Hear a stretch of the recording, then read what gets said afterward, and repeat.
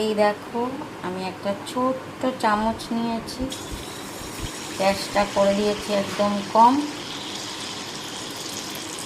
Gas কিন্তু জোরে রাখলে ভালো হবে না মালপোয়া।